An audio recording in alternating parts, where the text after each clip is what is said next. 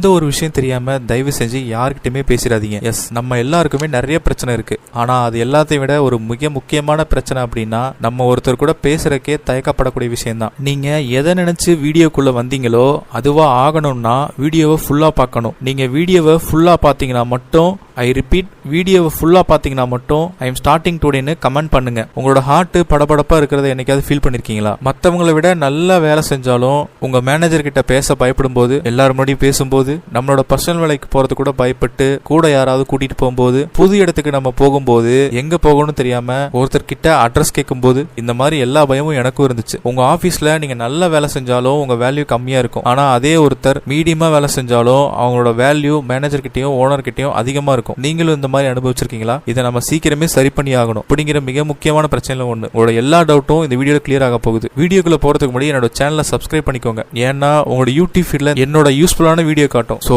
Master பீஸ்க்குள்ள போலாமா? பேச்சு கலை, பேச்சு திறமை அப்படிங்கிறது குறைஞ்சபட்சம் மற்றவங்க கூட கம்யூனிகேட் பண்ற அளவுக்காவது நம்ம கிட்ட ஸ்பீக்கிங் ஸ்கில்ஸ் கரெக்டா இருக்கணும். யாரெல்லாம் ஆண்டவன் கட்டளை படம் பார்த்திருக்கீங்க? ஆண்டவன் கட்டளை படத்துல விஜய் சேதுபதி சார் அவரோட பாஸ்போர்ட்ல இருக்கிற ஒய்ஃப் நேம் ரிமூவ் பண்ண எங்கெங்கயோ அலைவாரு. யார் என்ன சொன்னாலும் கேட்பாரு.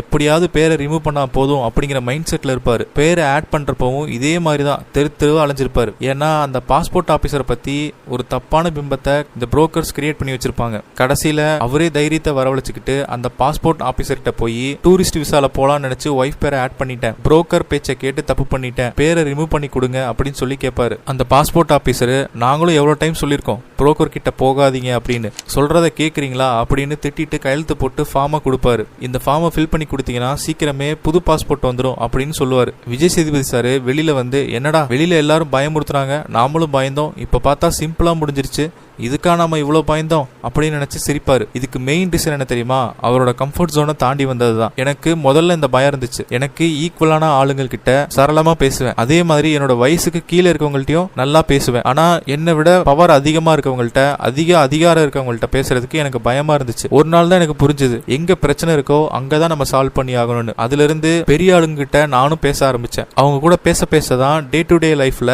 எனக்கு அது சகஜமா மாறிடுச்சு. நம்ம பல நேரங்கள்ல ஒரு விஷயத்தை பார்த்து பெருசா இமேஜின் பண்ணி வச்சிருப்போம், அதை பார்த்து பயப்படுவோம், நான் முன்னாடி சொன்ன மாதிரி. ஆனா பெரும்பாலும் அந்த மாதிரியான விஷயங்கள் சிம்பிளா தான் இருக்குது, நாம தான் ரொம்ப பயப்படுறோம். அதனால கம்ஃபர்ட் ஜோனை தாண்டி வாங்க. எப்பவும் ஒரே மாதிரி செஞ்சீங்கன்னா ஒரே மாதிரி ரிசல்ட் தான் வரும். லைஃப் சேஞ்ச் ஆகணும் அப்படின்னு ப்ரே பண்ணா மட்டும் இங்க எதுவுமே மாறாது. தன்னோட சரௌண்டிங்கை மாத்தணும் அப்படின்னு ட்ரை பண்ணாதவங்களை கடவுள் கூட மாத்த மாட்டாரு. நீங்க இப்படி என்னைக்காவது நினைச்சிருக்கீங்களா?